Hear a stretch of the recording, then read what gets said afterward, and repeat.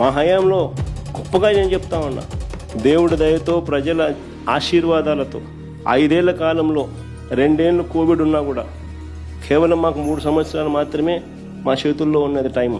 అయినా కూడా గొప్ప గొప్ప రిఫార్మ్స్ తేగలిగాం. నా ఆలోచనే నిరంతరం నీకు నివాళినివ్వాలని. విద్య, వైద్యం, వ్యవసాయంలో అనూహ్య మార్పులు తీసుకొచ్చాం.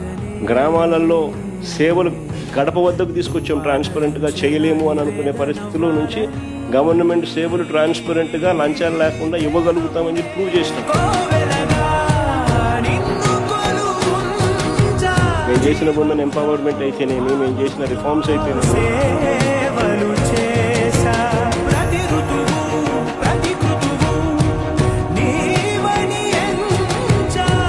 చాలా ఈరోజు నిజంగా సంతోషపడతా ఉన్నాం, గర్వంగా ఉన్నాం.